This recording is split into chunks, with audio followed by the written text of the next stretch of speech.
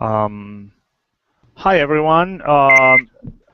This is the October 23rd Dev meeting, and we have a few people today. A few of us couldn't make it today, and we're not exactly sure if the change by half an hour earlier got people a little bit confused. There's a couple topics on the agenda that would sort of require several of the people who are missing, so we may need to leave things for next week. But Adrian is here, and we do have some design stuff, so we're going to let you, Adrian, kind of drive the meeting for now. We'll start with the Jupyter Hub number 72 pull request, or the issue about the design. And Adrian, by the way, and if you have other topics, Adrian, that we should cover design-wise, at least you can get input from Min and John and I, and anyone else who's watching. Jason was asking on HipChat on Gitter about the meeting. Jason, hopefully you are seeing this, and we did just start. So go ahead, Adrian. Yeah, so this is the sign-in page for the Jupyter Hub, and Brian and I talked about it a couple days ago, and there are just a few things he had feedback on that were like kind of small design things, but as a whole he said it was headed in the right direction. So yeah, if you guys have any other feedback. Yeah, I just have it zoomed in, and I was kind of checking how the logo and the banner feels in a real world, world case like this. Min and John, any thoughts? Well, John can't see it because John is driving. So John is just listening. John, please don't comment. Please don't kill yourself. Min. Yeah, I think it looks pretty good. The one thing that seems a little bit tricky about this approach is that gray elements are usually inactive elements. So making sure that people know that can tell that a gray sign-in button is not a disabled one. But with what's on the page, I don't think that would be a problem. Okay. Yeah, because putting orange around those buttons might be probably a little bit too. Oh, right.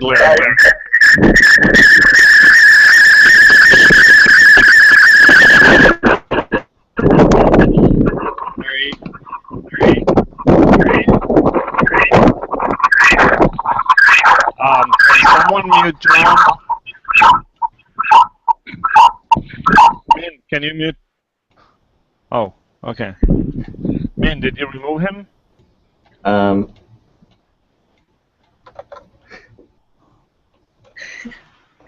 Yeah. Since he was in twice, he couldn't be muted because he was already muted. Ah, so we were getting that crazy. So you have to basically knock him out? Yeah, hopefully that doesn't prevent him from coming back. You didn't permanently evict him from the... Which is entirely possible. From the Hangouts, yeah. With Google Plus, you never know. Okay, so yeah, adding orange to the buttons would probably make them a little bit garish, right? Yeah. I mean, a design I had before this had a lot of, or more orange, and Ryan was saying it was too much, so, and I agree.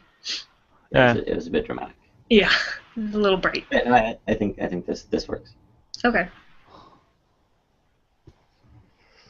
And then Brian also was talking about me starting a similar page, or not similar, but another page where it has like the logo, a little bit about Jupyter, and then it had I believe he said like a sign-on button instead. Yeah, a simple, because when people don't authenticate with a username or email and password, but instead they authenticate with OAuth, they get taken somewhere else for the authentication. Okay. So there's nothing to type into. There's no checkbox or anything for people to type. They say, yes, I want to authenticate, and they have to click a button that takes them somewhere else. So that one would look kind of annoying if there was just like one big button in the middle and nothing else. So having maybe, in that case, having maybe the logo be a little bit bigger and a very short one or two line description click below to authenticate with your external provider, blah blah blah. Just a placeholder area for text should be enough. But I'm happy moving forward with this. Unless anyone has any other feedback, I think you've done a great job, and I don't think we need to kind of bike shed forever. Okay. Is that good? Yeah, sounds good. All right.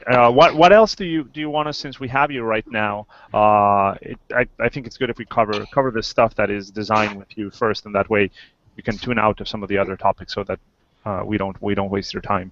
Yeah. The only other thing that Brian and I had talked about was at one point, he had mentioned something about the logo with the moons having a gradient and then not having a gradient. So we talked about just talking about it in the meeting and making a final decision whether or not they would. So that can just be done for good. Okay. So yeah, we should try to get that logo wrapped up. Yeah. Let's have a look. Is that in? Let's post the link somewhere. That's in. That's in the design repo. I think it's pull request number 2, right?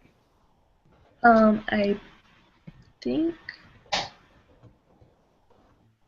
Pull requests, and it's the one called logo that's still open, right? Yeah. Okay. So this is it. I'm going to paste the link. And okay, let's see.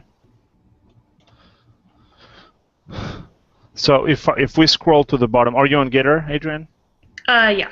Okay. So if we scroll to the bottom, you have the last render that you posted 2 weeks ago, and so is the concern about basically removing the gradient altogether in those versions, in the big ones? Or only flattening it in the small ones? Can you help us understand? Listen, all of them, right? Yeah, and it was just in the moons.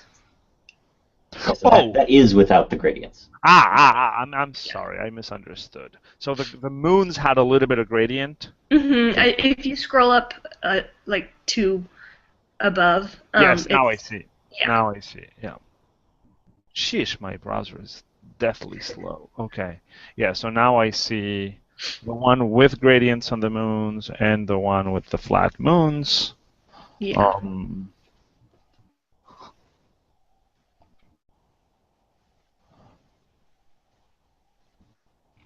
Yeah, slight preference for no gradient, I think, for me. Yeah.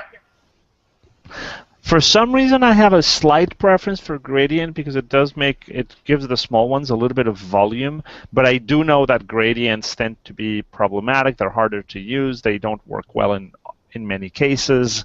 Right. And that flatter design tends to work better in general, even if. In this particular case, on that particular render, I sort of like the gradient a little bit more, but I realize that it probably is not the best idea. And if you guys like the flat version better, anyone who is on Gitter and wants to pitch in, by all means, write something on Gitter. And what did Brian say? Was Brian also in favor of the flatter? He said a very ambiguous statement. Yeah. Yeah, it was kind of like he could go either way. But yeah, that's why he was like present it to the meeting. So we all seem to be fairly mild, either mildly in favor of one or mildly in favor of another. I would like to defer to your expertise on the. I mean, in situations like these, I think we should give you the winning vote. I mean, if one of us feels very strongly on something, we should entertain that and try to work with that. But given, I would be probably okay with one or another. Okay, Jason Grout is also voting for flatter on Gitter. So if that's your preference, I'm happy going with that.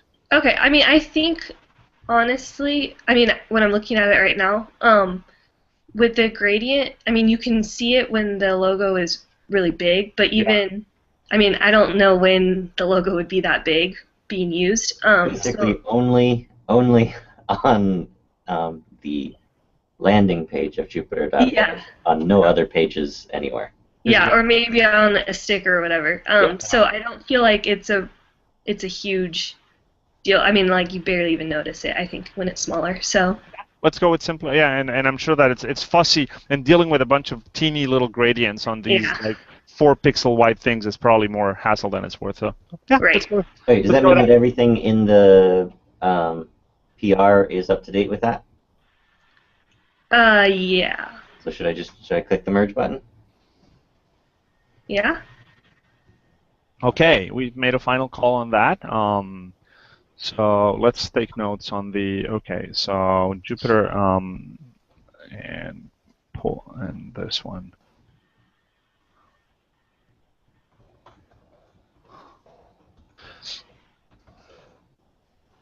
So okay, we go with a flatter design. Hey. Okay. Yeah, Jason is saying that all of the white space in the middle makes the small logo a little bit too lightweight. And yeah, there is a little bit of a concern with that as well. I think that's why that J in the middle did help. Yeah. In a sense, I'm not too sure what we can do about that, to be honest. Yeah. I consider that discussion resolved. Yeah, yeah. And as Jason says, I'm not about to take out the paintbrush if the paint is already drying on the shed. And I would say that we've put enough time into this that we should live with it for a year or two, and this will give us something awesome to play with in a year or two. Okay. Yeah, just because it exists doesn't mean It's we're never final. allowed to tweak it. Yep. We had kind of a decision, and then I started using it, and then realized the moons were too small, so we can. Yeah. So Jupiter agreed. Okay. As is. Okay, Adrian. Anything else on the design front you'd like us to cover? I think that was it. All right. Well, great job. Keep us posted on anything you need. And other, I mean, you're obviously welcome to stay, but I just want to make sure that we give you all the bandwidth you need at the beginning, and that way we don't keep you with other stuff that you may not be as interested in. Yeah, I think I will head out. But thank you for the feedback. Thanks. Okay. Great. Well, thanks for coming. Great work. Appreciate it. Yeah, no problem. Bye. Thanks for putting up with us. Okay. 6754. Yeah, Brian and Matthias working on the kernel indicator, moving them in terms of. Yeah, combining selection status, connection status. I do like that idea of something that is that integrates more information into a single little thing. Hey, Jonathan, do we have your presence? Are you able to communicate? Apparently not. Okay, well, maybe you're listening. I do like this. Did you mute the poor guy? Did you mute the poor guy forever? I don't know. I see I'm guessing he doesn't have sound and video because I see him as I have a little control panel with mute, and I can mute his audio and video, or mute your videos, but they're red. I can't click on them. Okay. I assume maybe he's got connection problems, or he's just not allowed to be unmuted, which would be unfortunate. Okay. Maybe because you kicked him out, he's in the doghouse forever. So I do like this PR quite a bit. I find I would only not a PR, it's just an like issue. shed. Oh, now we have okay. Now we have multiple Jonathans. Hello, Jonathan number 2. Hey, we can hear Jonathan number 2. All right. Okay, awesome. Okay, Jonathan, are you looking at 6754? 6754. I am not, but I'm going to in a second. Okay, so 6754. It's an issue. There's no PR on the new indicator for the kernel. Trying to combine. So I do think the very bright green also hurts eyes a little bit. Yeah, everybody agrees on that. Even the person who did it. So. Even Yeah.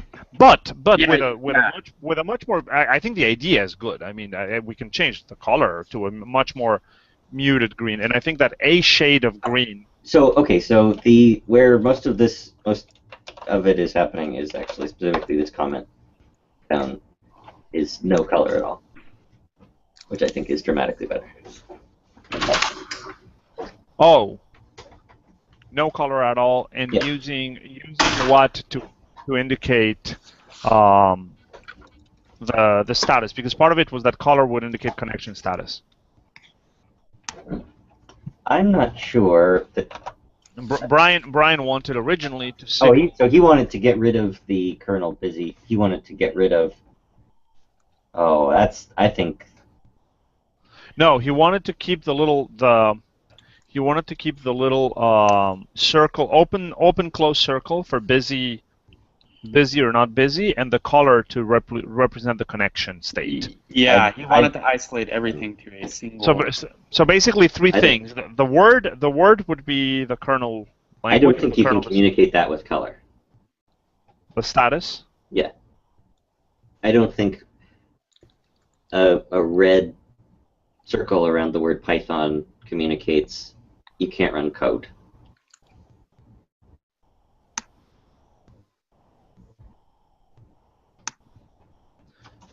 Sorry I'm late, by the way. I misplaced my glasses and have pulled back on my old pair.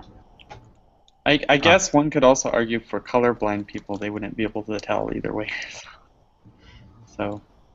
Yeah. So this is not just okay. I didn't realize how many things this was replacing.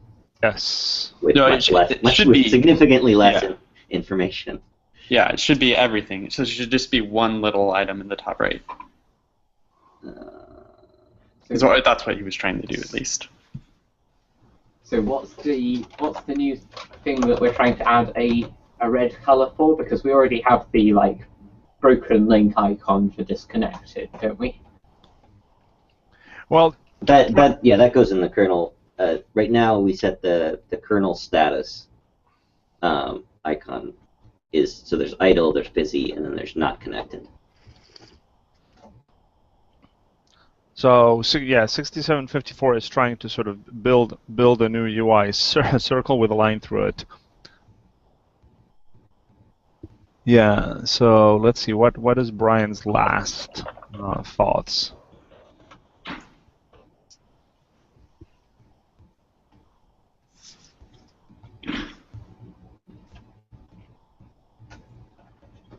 Don't like green. Don't like border.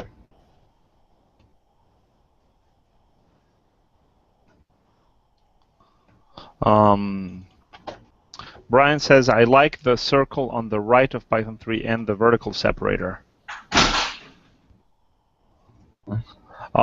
Jason, but the Jason means when it's unavailable to change the circle, the open close circle, to a broken circle or something. It's a broken when it's a broken. When there's no connection, we use a broken link. Like it's not a circle, it's a broken chain link. Mm-hmm. Oh, and it changes. That circle actually changes. Okay. So that does what Jason was suggesting. So the other points are whether to use the. We might want is kernel does not exist on your machine, i.e. not just disconnected, but yeah, I don't know how to start this. Yeah, you don't have a notebook without code. Oh, which reminds me, we have a bug with this, and I haven't filed a report yet, but sometimes it says you're running a Python 2 kernel, but you're really running a Python 3 kernel. Have you guys seen that yet? I saw that when I was teaching a class. SU. Oh, that can be. No, I don't know. It might be something about files being installed. Yeah, we can investigate that if you can. Find I don't know what the students did to do that, but they managed to do it, so there's a way to do it. Okay.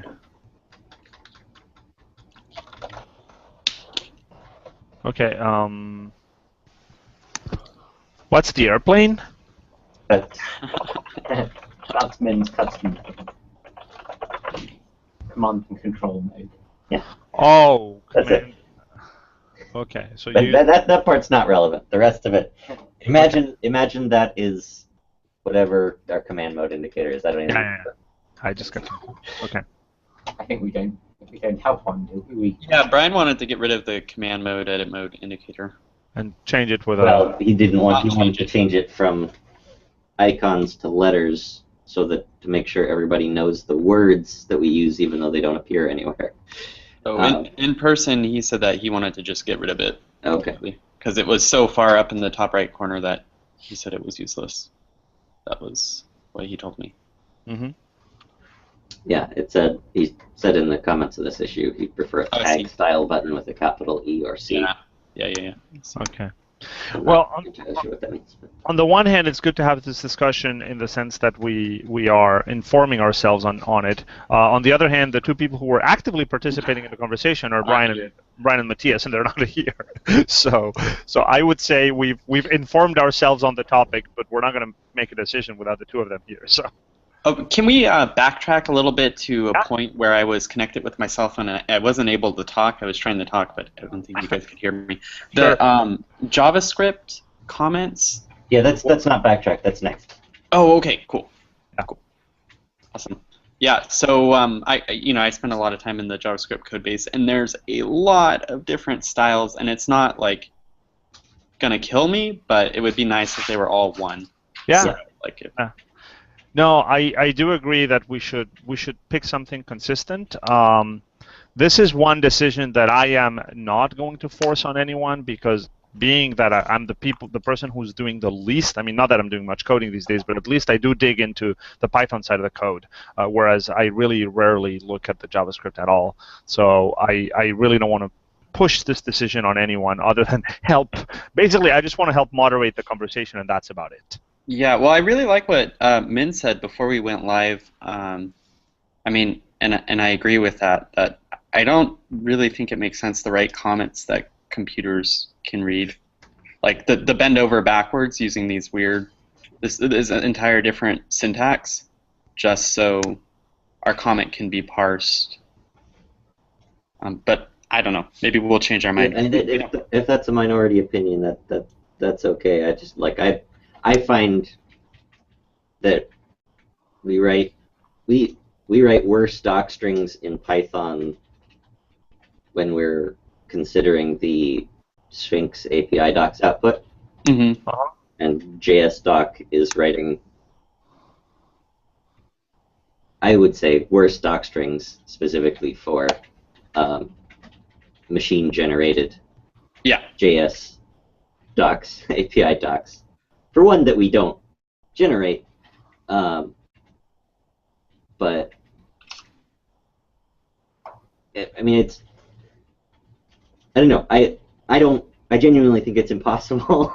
That good API docs are almost impossible, and I think machine-generated ones are. There's no such thing as good machine-generated API docs that aren't at the expense of the code. I mean, if you look at anybody who has really good machine-generated API docs, their interactive docs aren't good. And that's, but I don't know.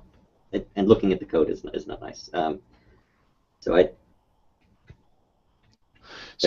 it's really important that we get a public, that we make a public. Because we have no documentation of our JavaScript APIs. Mm-hmm. Mm-hmm. And this is part of it, is that Matthias really wants that, and that's why he's pushing for the JS doc thing, so that he can generate JavaScript API docs. Yeah.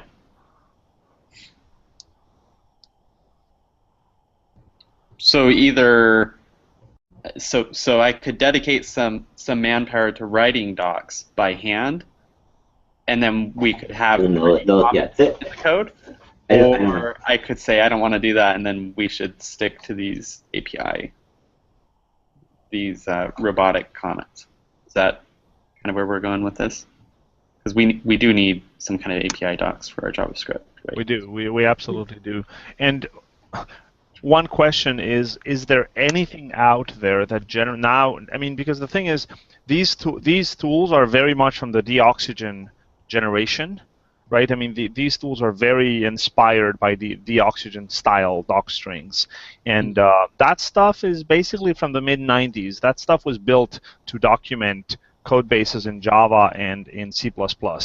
and obviously, once you've gone into that world, pleasant readability has been tossed out the window long ago, right? And so what I'm asking is, are there more modern tools for generating docs, even if they're not perfect, for generating docs out of JavaScript that maybe just use a much simpler markup using Markdown? Yeah, that would be nice. That would be really nice. Because there's a lot of that in the JS community, and there's a lot of new projects that are adopting Markdown. I know that the Julia folks are moving towards Markdown. The NumPy docstring standard, even though it's a little bit Sphinx heavy, is mostly the part of Sphinx that is compatible with Markdown to a good extent, not completely, but to a good extent. So if we were to adopt for the JavaScript side something that was Markdown style, and if there was a tool for it, our Python and our JavaScript side would look fairly similar. Mm-hmm. And it would probably be also in line with, for example, what Julia is doing. I know that Julia is not going to adopt Sphinx, that's for sure. They're gonna go with Markdown. I would bet dollars to donuts that Julia is going to go with Markdown everywhere for their documentation. Julia already using Sphinx in its documentation? Yes, but they absolutely hate it.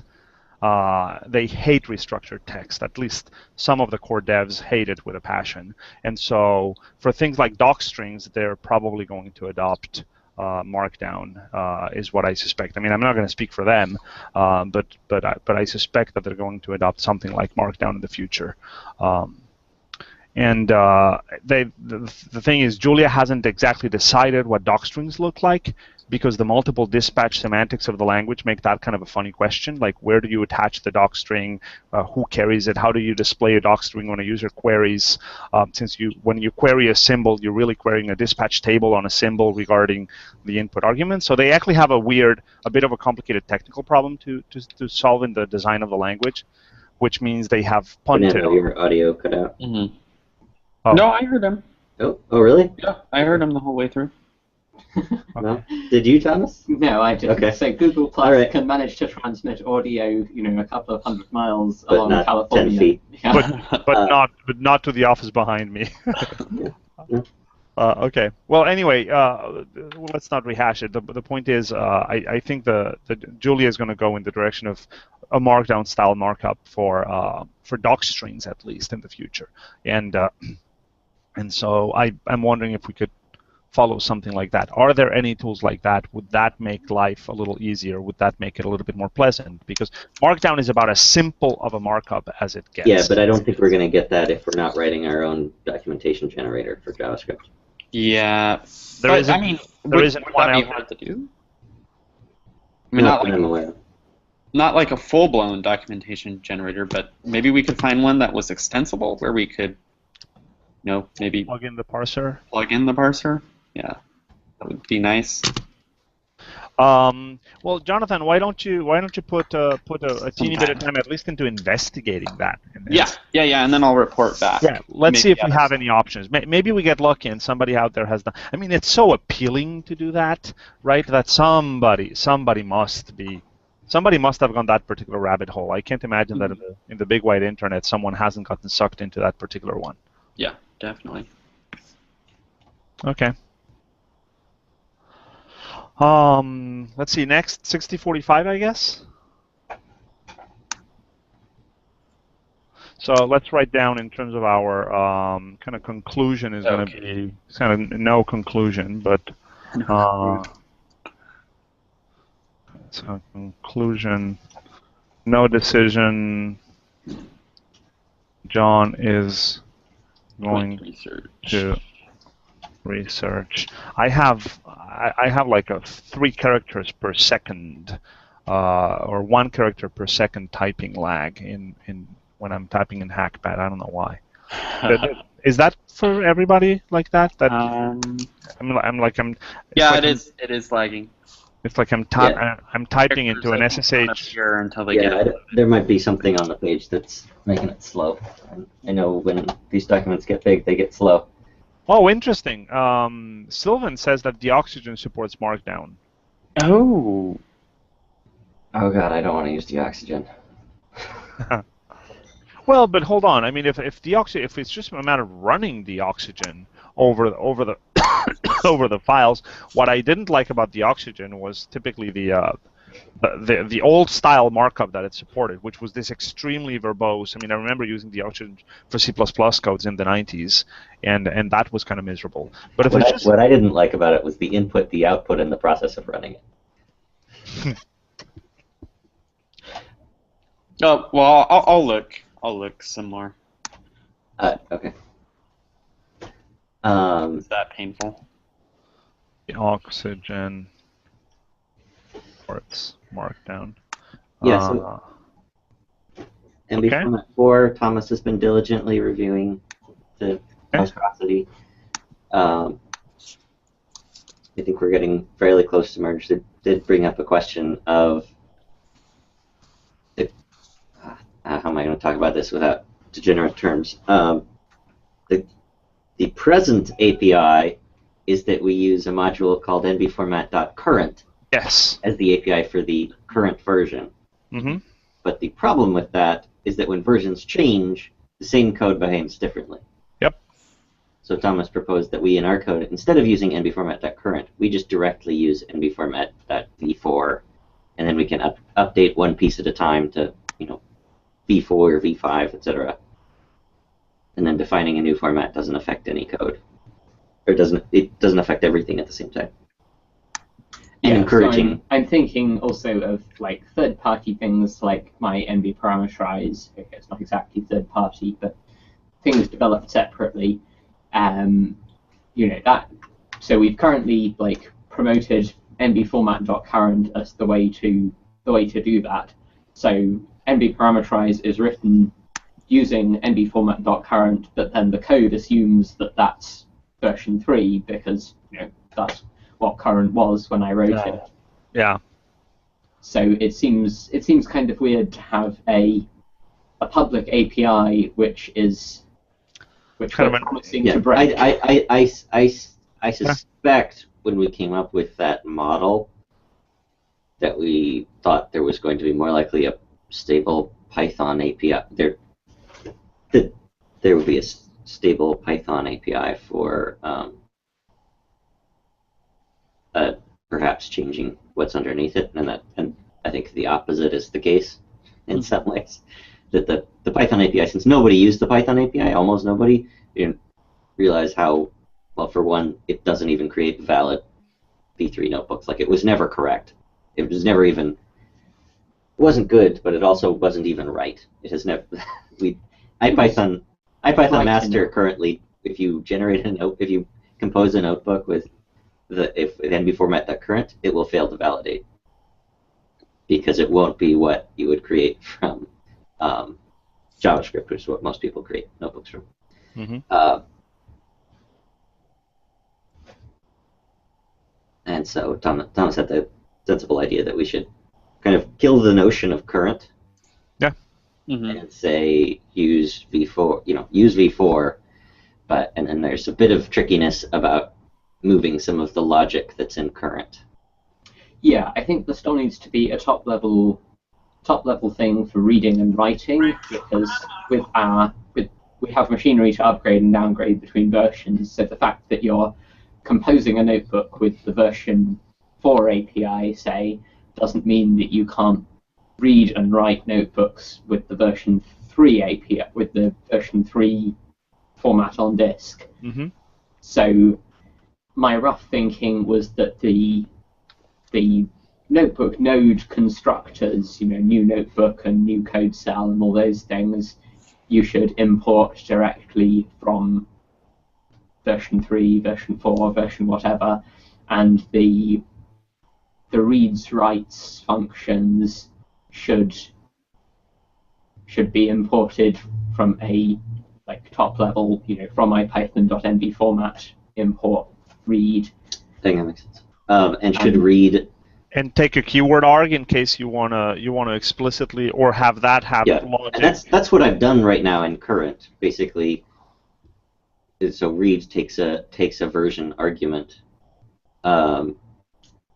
What should the behavior be if the argument is unspecified? Don't convert? or convert to current. If you're talking about convert to current, then that's exactly what everything, like there's a top-level API for reading and writing. It supports all versions via keyword arc.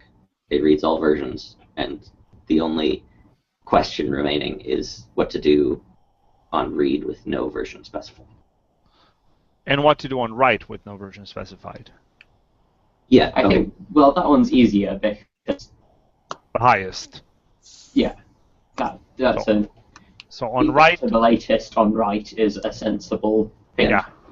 What to do on read, I mean, maybe the answer is you can't have it unspecified. It's a mandatory parameter. I guess that's bad because that breaks all existing code. Maybe therefore the answer is it's... Well, if we move it to nbformat.read, it can be... we can leave nbformat.current. That's true. But even so, it's going... As it is right now, because of the different structure of v4, it's using current, since it will give you a different version than it used to, will break any code that actually uses the notebook structure. The only code it won't break is passing it to somebody else, just to another IPython code that understands it.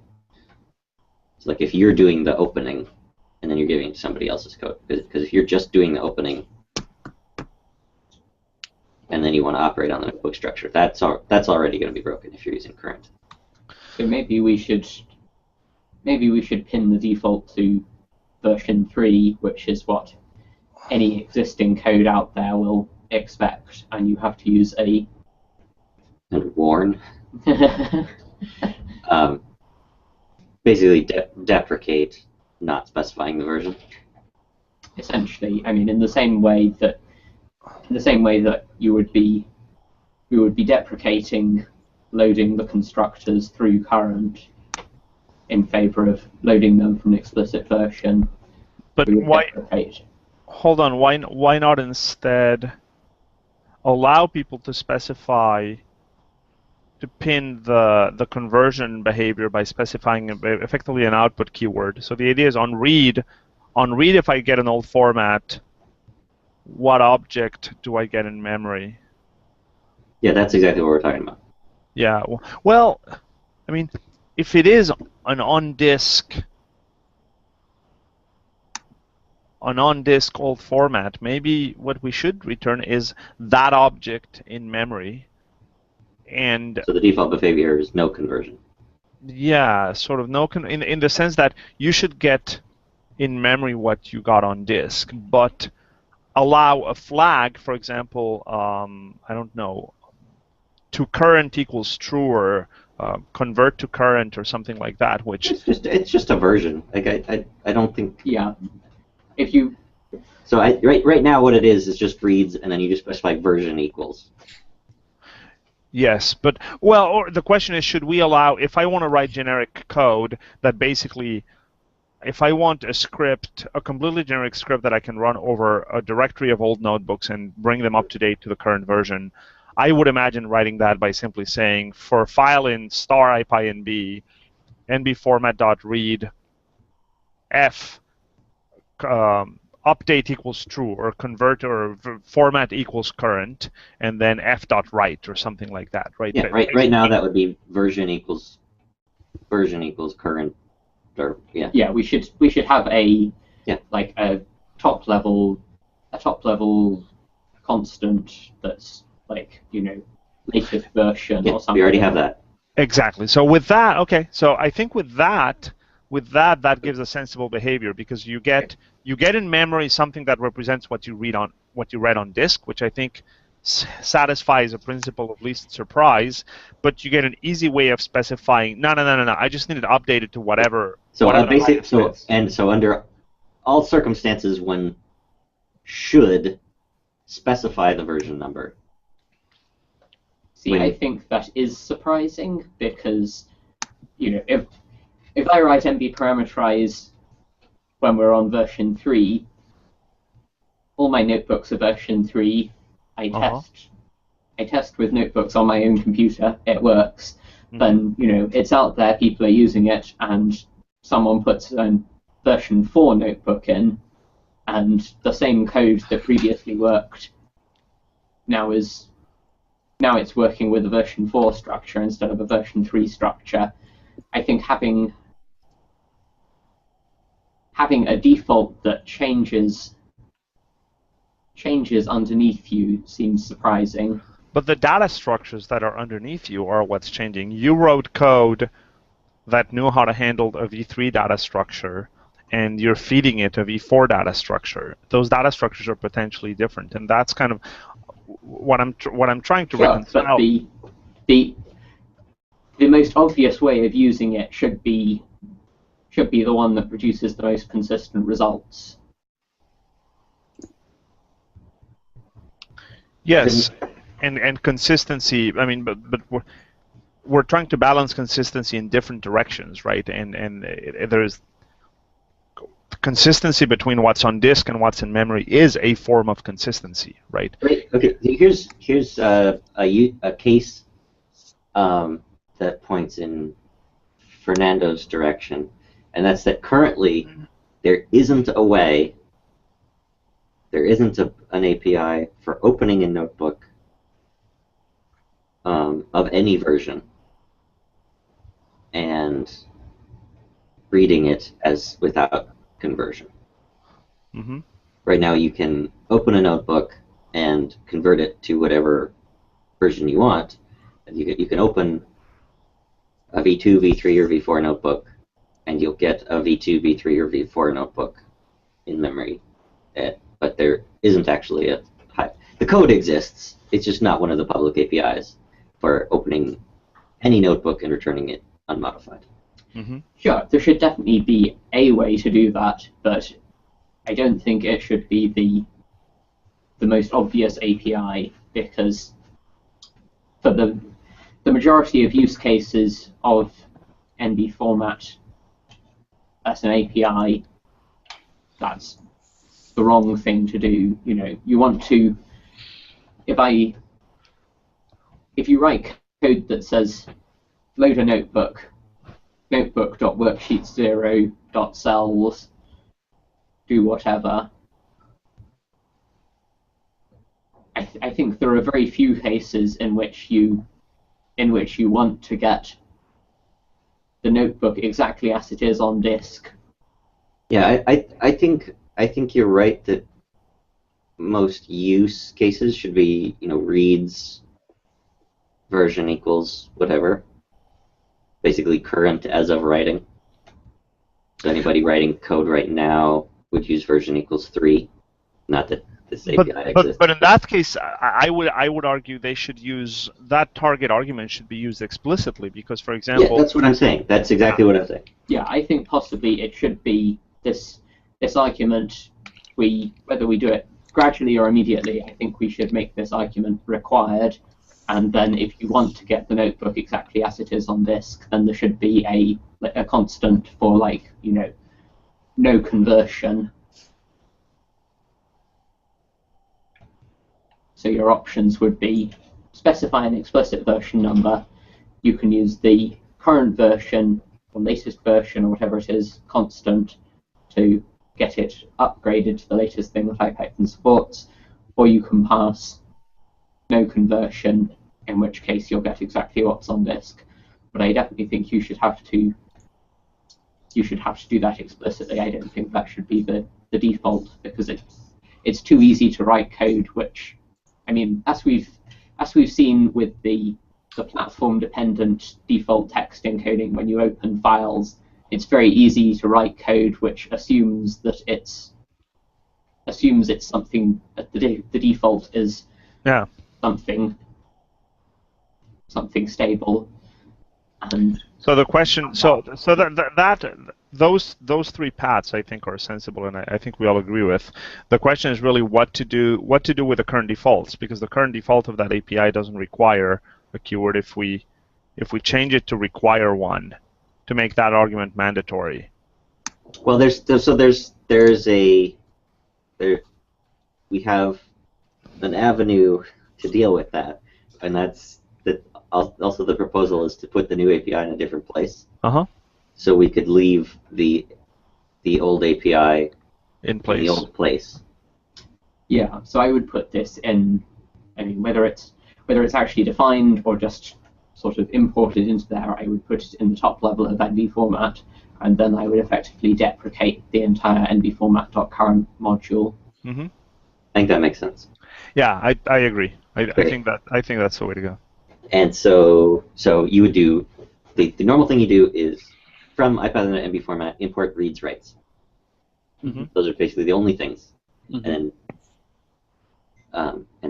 possibly the listing of available versions or whatever.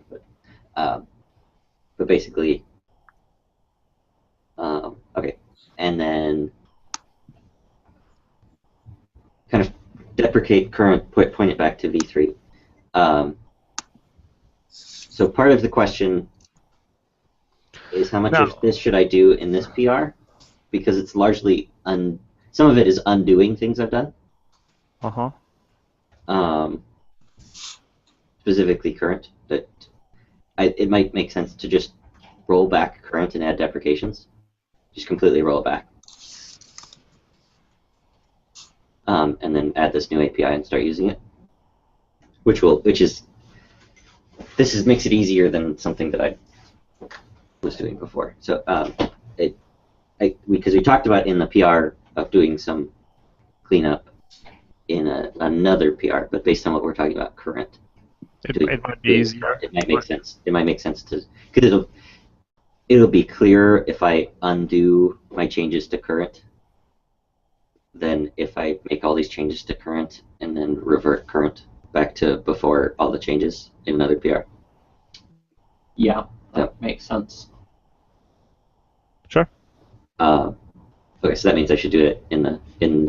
I mean, I'm just going to defer to your judgment here. You seem comfortable that is actually going to be an easier path for you. This PR is so insanely complicated that I just want to make your life as manageable as possible. And it touches so many things. It conflicts with almost everything. I'm just trusting you here. So the other thing is and the current one wouldn't touch very much.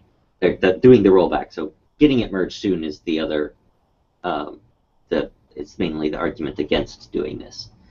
I could probably do it today. I don't have a very long day today because I need to get to the airport this evening, but okay. I might be able to do it today, or maybe today and on the airplane. Okay. I'll figure out whether I revert it so that the PR looks right, or whether I revert it so that the actual Git history has no changes with the current. But that's not. Nobody else needs to care about that. While we're on this, I just wanted to mention.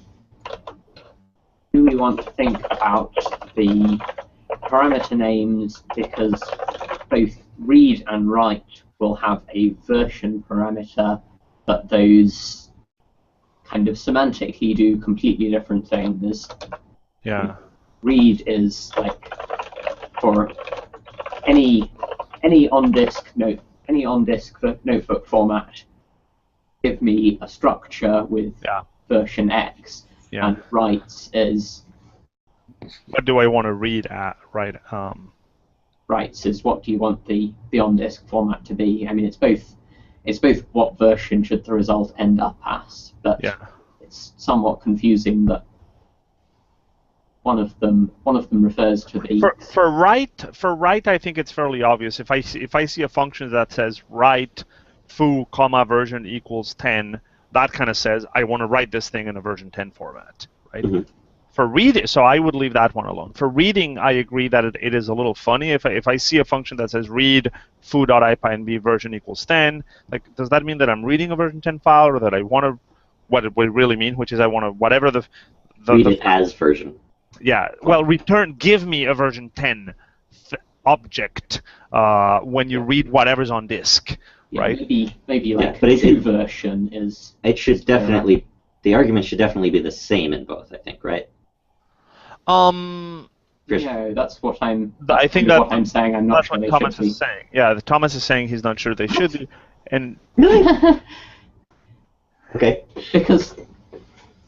Yeah, I mean, my symmetrical expectation would be if I saw that API without knowing anything about it, I would assume that if both of them had a version parameter, I would assume that both of them referred to the on-disk version.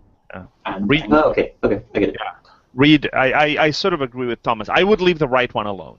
I think for writing, version is the right way to name that parameter. For reading, we could call it output version. We could call it to version to keep it a little shorter. We could call it return version. Any of those three would be okay with me. Output, return, or to. I think to is the. I would use as. As, yeah. Or as. There you go. Version. Okay. As kind is of, good. to my mind, has the same trouble as just version. Slightly better, but. Well, but as implies the word as. That's how I would describe what the function does. Like read this notebook as a v4. Yeah. As a v4. Yeah. And as implies a transformation. As in NumPy, we do as type. We do. I mean, we have. There is a convention for as is the way you describe conversion. Conversion to a new output type. From just plain English, I would say to is clearer than as.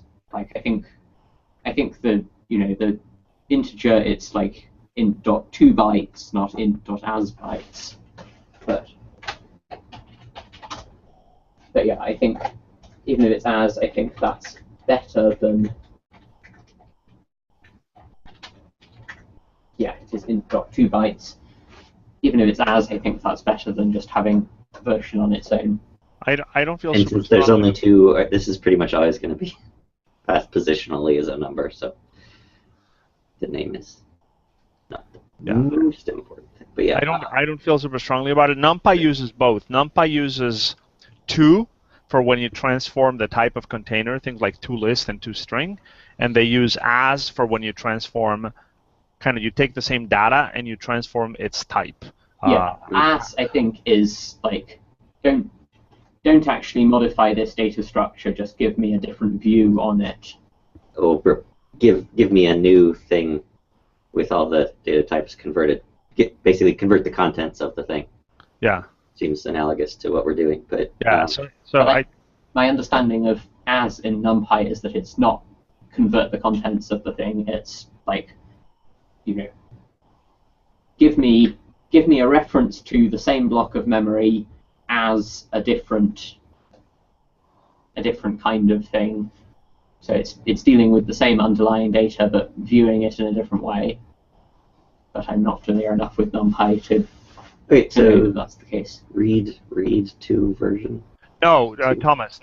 As type it makes a new array, right? Yeah, it makes a copy of the data and it typecasts the content to the new type. So I think in that regard, what we're doing is very similar to as the NumPy as type. Okay. This might be a few too many minutes spent discussing prepositions. Let's do it, and we can leave that to discuss in the PR at the very end. Version. I think we agree with the main decision. And then we have Min wanted to talk about two kernel side lexing and language specific front end decisions. 6776. Yeah. And that's not 770 sentence or clause. So there were someone is apparently a very active user of the Qt console and has found a bunch of regressions in master, which has been helpful. Several of which were introduced by the message spec changes that move basically language specific decisions to the kernel. So in IPython 2, we have the problem of we support lots of languages, but the front ends are making too many decisions based on the assumption that the language is Python. Like when doing introspection, the front end has to pick what symbol it's inspecting. So what we did was, when doing the introspection, you say the front end sends, here's the entire cell and the cursor, kernel, you tell me what I'm looking at. Mm-hmm. Mm-hmm. There is, and that's okay for explicit requests. For the Shift tab to open a tooltip. Mm-hmm. What is problematic is what the Qt console does, which is implicit, automatically request the tooltip under certain circumstances. And in IPython 2, what that does is request the tooltip when you type a open paren, which is obviously Python specific. So It's specific to several languages. Yeah, it probably works well for the majority of languages Yeah, that people want to it won't use. work. It won't work for anything Lispy, and it won't work for Haskell. Yeah, for Haskell or Mathix, I guess, or Ruby, or or it'll work for Ruby sometimes, but it won't work. It's not the right thing to do with Ruby in general.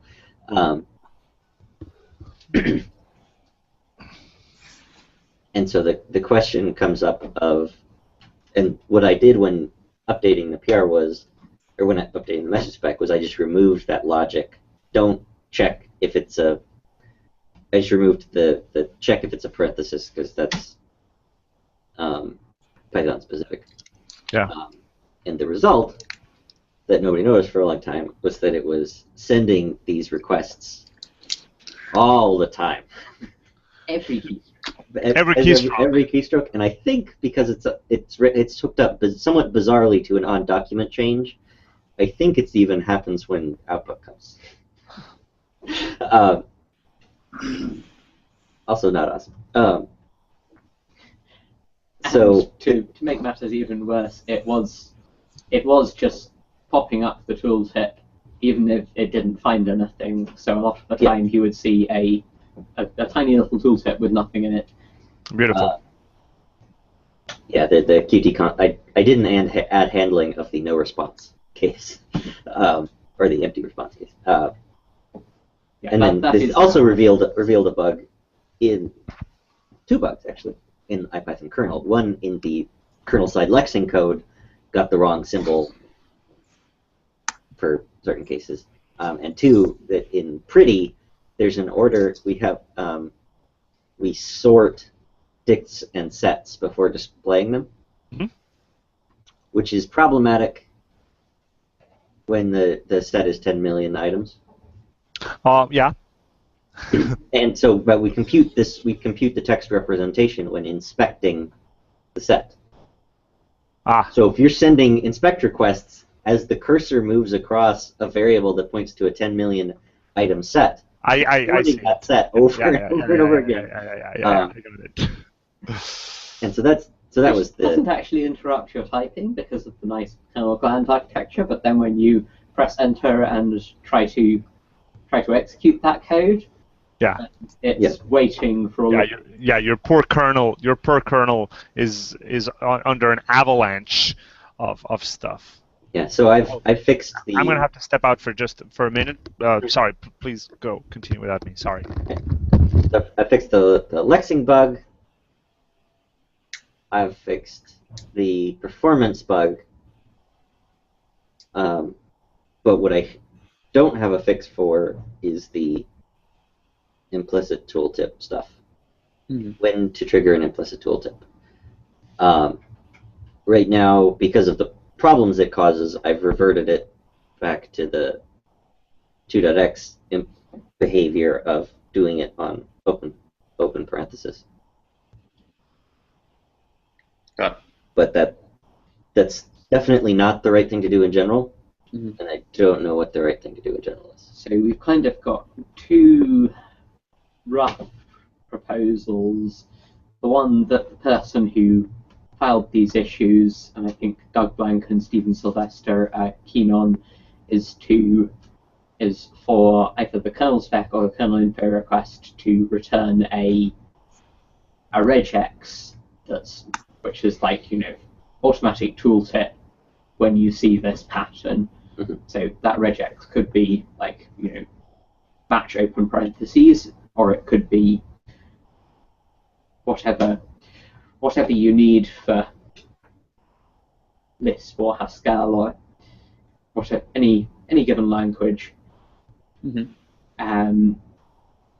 which is kind of, it's an easy fix to this problem, but it's kind of, it feels like, you know, if we encode this in kernel info request or kernel spec, there must be, you know, 1,000 things like it that, you know, language specific bits and pieces that you want to get a really good interactive experience, and we don't want either kernel specs or kernel info requests to be a massive jumble of, you know, all kinds of information that you need about this language.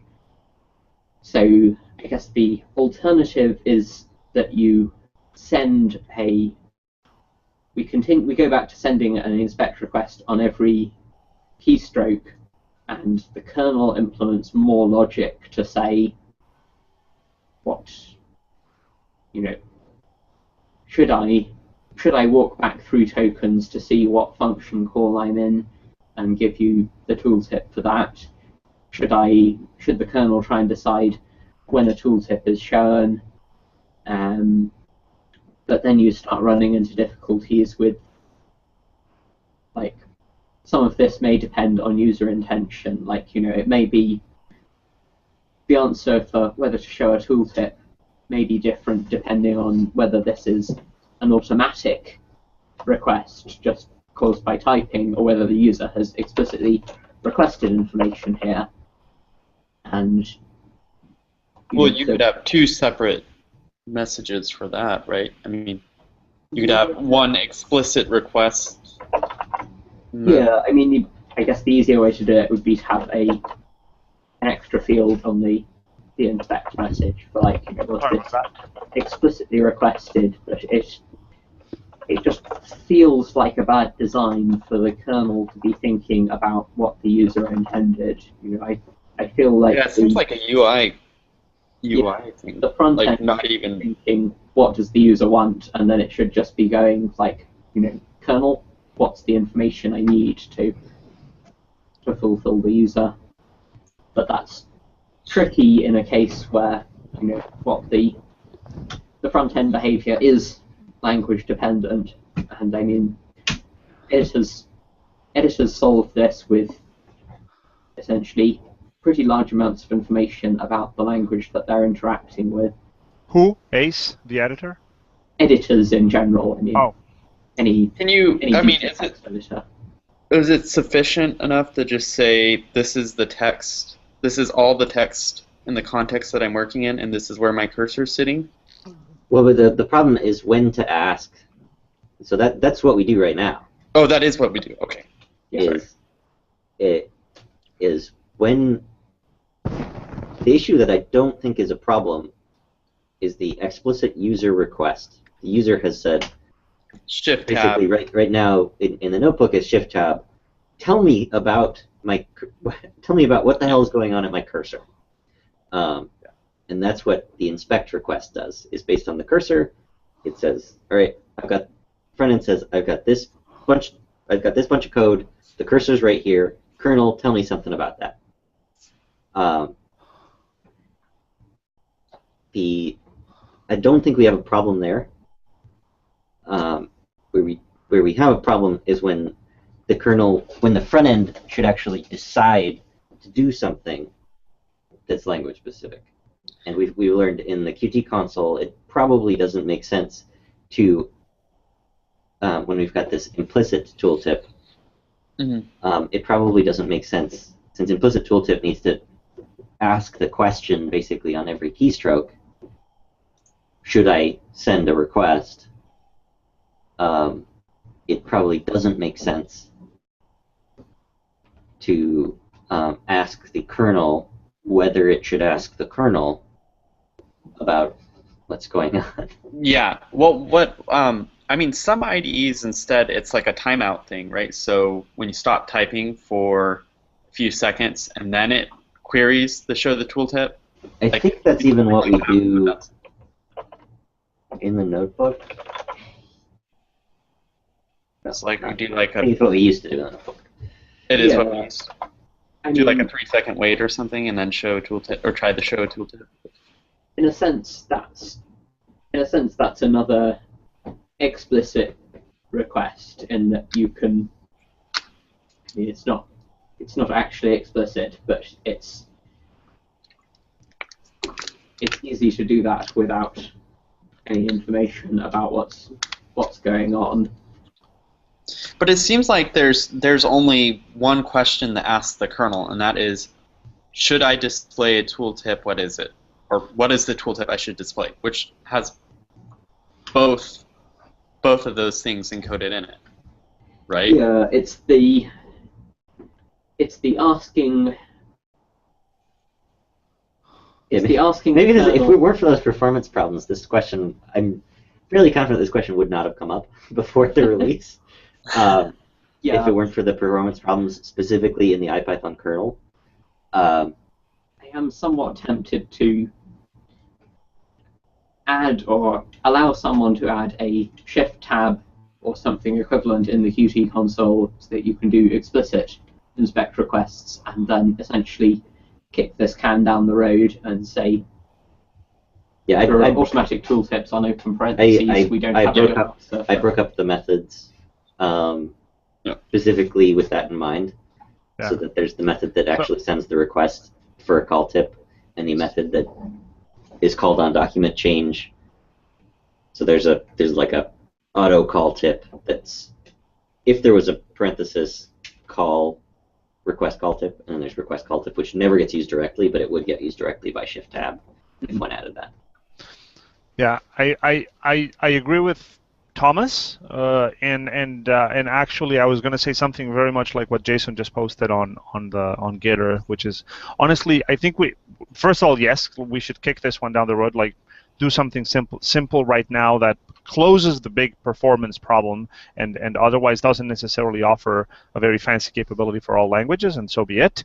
And then probably we should just identify what are the handful of things that kernels, what are these classes of events that kernels that front ends can do, and then, yeah, Jason's asking what Visual Studio does with the kernel. It does some fancy IntelliSense style stuff, but I don't know if they do it by, I don't know how they do it. I don't know if they do it by running stuff on both sides of the communication, both running Python code clients, kernel side and client side. Maybe they do that.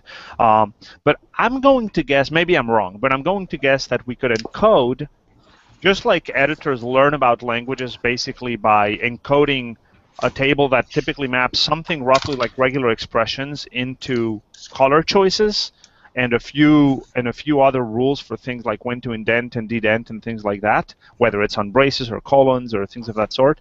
I bet you we could probably identify there's only a handful of behaviors that should be hookable in this sense, and we can probably just basically register a table, and language and kernels can contribute to this table. They would probably be small patches to add a couple of patterns to a table that says these are the characters on which we trigger these more kind of continuous background ongoing requests, and then the kernel, obviously the front end knows what kernel it's working with because it knows what kernel it's connected to. It can load that table and do the right thing for that language. And yes, that does mean that languages, that the current front ends would learn a little bit the languages, but they would learn only in the sense that they learn also about syntax highlighting, which they're already doing.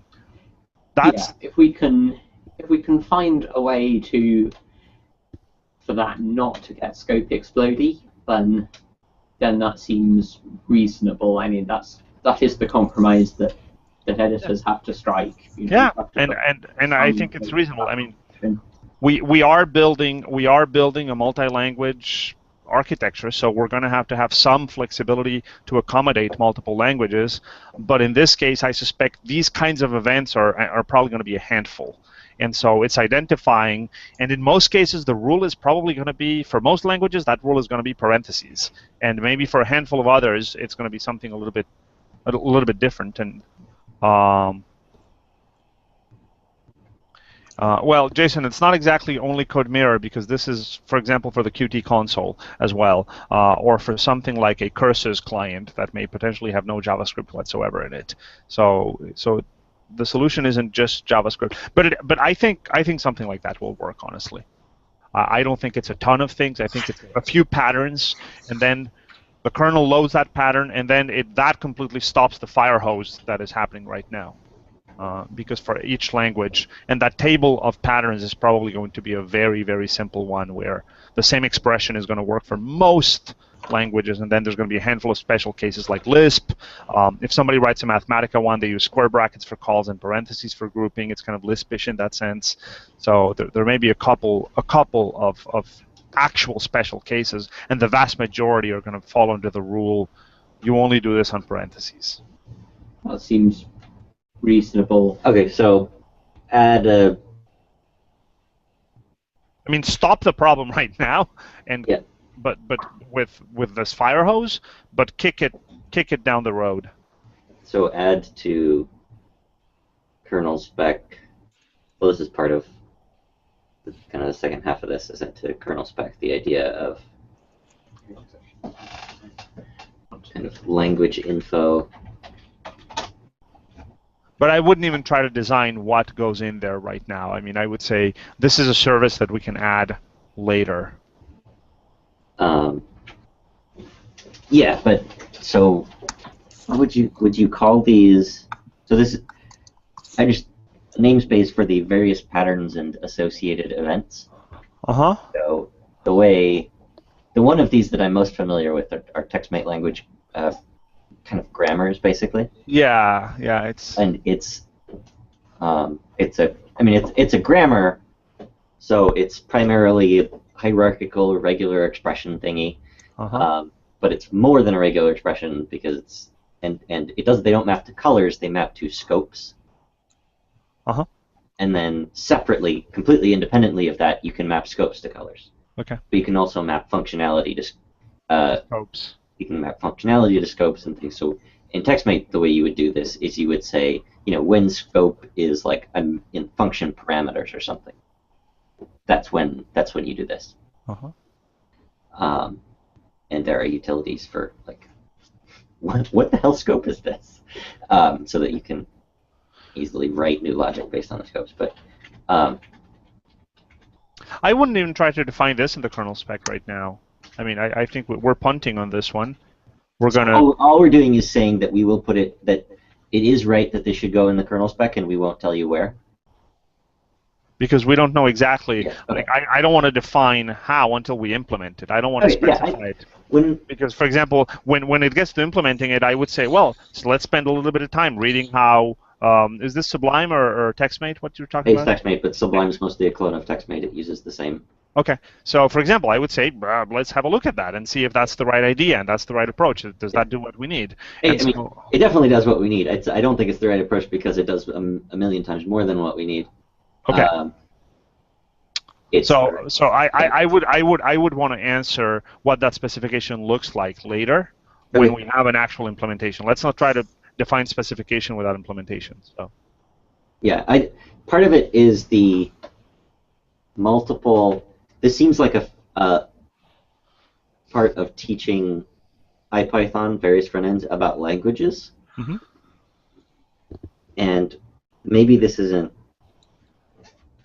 And I think putting it in the kernel spec maps well if you assume people have one kernel per language, which I think is a reasonable assumption for the vast majority of users. But it depends how people are going to use this. But if people are starting to map kernels onto virtual environments, since that's the way, if you want to start run IPython, if you want this notebook is associated with this virtual env, what you do right now is use a kernel spec.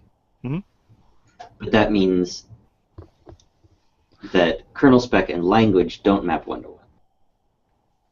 So this gets into my issue 6776, which is, so I essentially realized that kernel spec is kind of a mixture of two very different things. So there's the information about how to start the kernel, and there's the information about the language of code written for that kernel, which includes things like, what code mirror mode do I use for this? What pigment selector do I use for this? And it would make sense to extend that for things like the things we're talking about. And kind of, I guess the big question is, does that belong in kernel spec or in kernel info? I think if we decide to leave it in kernel spec, then I think I will clean it up and put that information in a sub namespace. So instead of being like kernel spec code mirror mode, it's kernel spec language info code mirror mode. Yeah, and the question is, do we want to have kind of an orthogonal registry of language info areas, so that precisely a kernel spec could simply refer to, kind of just provide a language info and that's it, kind of a language name, and then defer to sort of the. Yes. It gets complicated. Or just start the kernel and ask it is the other. What's that? Or just start the kernel and ask it is the other approach for that. And ask it. Retrieve language info directly from the kernel. Yeah. That's exactly what I was thinking of calling a future placeholder for this kind of grammar style information, would be to have a namespace called language info. I hadn't seen this PR, but that's exactly what I was thinking, to have a namespace called language info, and then inside of that namespace a few things could live, one of which could be this kind of grammar style information for scopes and for actions to be taken by the front ends, code mirror, syntax highlighting information, etc., etc. So the worst that happens, one thing we do know is kernels have a concept of language. That we know for sure. So the worst that happens is, by putting language info inside of kernels, they have,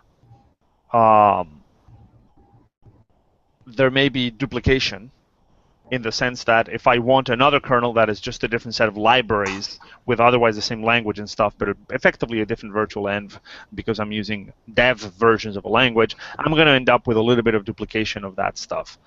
I'm not sure that's such a big deal right now, because duplication yes, there is duplication, but that also means this thing is completely self-contained, and everything goes in one place. You end up with files that have the same information in multiple places. But it means when we query that, we get everything we need from one place. I'm inclined to run with that, because the moment you start decoupling everything to make things orthogonal, you have to build APIs to assemble everything together, and it's kind of more balls up in the air at the same time. So, the advantage of it, other than less data duplication, for instance, if something should change, you need to make sure you change it. If I'm using IPython kernels, and I should change the IPython, automatically complete regular expression, and I use one for every virtual environment, I need to change 70 kernel specs. And the other advantage is that if you ask the kernel you're actually using this question, it's a lot harder to get the wrong answer. Whereas if you have a file that starts something, updating that something, like starting the IPython kernel, doesn't change when you update IPython. I'm not sure I follow that last sentence. So if it's kernel specs can last, a kernel spec can stay valid. The how you start the kernel and its named can be valid for a very long time, whereas little things, the more information that we add to that, the more likely we are to add information that changes over time. And if you're adding a bunch of information that changes over time in the kernel spec, it's increasingly easy for the kernel spec to not necessarily describe the kernel. right? So if I do IPython, install kernel. Okay, so I've got my IPython 2 or my IPython 3 kernel spec, and then I update IPython. I've got a new version of IPython. Maybe one or two things in the kernel spec are different. As it is right now, the only things that can change in the kernel spec if you update IPython are like it moved, like it's in a different place on the file system. The command line argument for loading a connection file changed. Or the logo changed. Yeah. And since we can't make installing the kernel spec part of installing IPython, short of grace hacks. Yeah, it's going to be the case that there are kernel specs out of sync with kernels, especially if you have anything other than the default kernel associated with it. Yeah, you're right. And so how do we the make it? Principle, keeping as little information in the kernel spec as possible seems a good idea. Yeah, minimizes the problems that can cause. Whereas if it's something you ask the kernel about, then it's just defined in the code of the kernel, so it's easy. It's going to get updated with the rest of the kernel without requiring any special tricks. So, do we make this effectively a new message type that clients can query from a kernel and something like get language info? And the idea we've already got kernel info, which has slightly more language info than we currently encode. Well, no, it's not. It's related information because it doesn't have the code mirror mode, but it has language version and stuff like that. I would stick it as a field in a reply. Kernel info, language info inside kernel info. Yeah, I would make a key in that message. Yeah. And so, okay, yeah, no, the arguments about lots and lots of kernel specs lying on people's file systems and then becoming badly out of date and having to go and manually edit 50 JSON files by hand, that is nobody's definition of fun. Yeah, but that's yeah. It's a hypothetical use case. I do not have a kernel spec for Virtualine. I have I think 3 Python kernel specs. Basically, my actual Python 2 and Python 3, and then I have one that's hooked up with Anaconda. Yeah, no, but remember, we explicitly and deliberately punted on trying to couple tightly kernels to environment type thingies, whatever those may be, whether they're Docker or Conda or virtualenv or whatever. Well, and I think I'm happy that we made that decision, but by making that decision, we basically told people, if you want lots of those, make lots of environments and have lots of kernel specs all over the place. So we've kind of set ourselves up for this to happen over time. And so, because we did make that decision, I think you're correct in then saying the only way to hedge against bad consequences of that decision is to keep that thing that's going to proliferate as absolutely minimalistic as possible, and where the consequences of being out of date are not a big deal. For example, if the logo for our kernel has changed, it's not a huge deal if you end up with an old logo. That's not the end of the world, right? It's much more serious if the behavior of the kernel goes to shit because it begins sending requests that the front end begins flooding the kernel with requests or things like that because this grammar changed. So no, I agree. Okay. So we push that into basically the API of the information that kernels provide to the front ends, and then front ends can request it that way and act upon it. Okay. Okay, I will work on a PR to do that. Okay, that sounds good. All right, we're coming on to the hour and a half. So do we have anything else absolutely that must absolutely be covered? I think that's the end of it. Okay. Alrighty, so let's wrap it up. Got tons of other stuff to do. Thanks, everyone. John, good to see you as always. Good to see you. See you, Internet. Jason, Bye, thanks Internet. for being there, guys. Bye, Wells.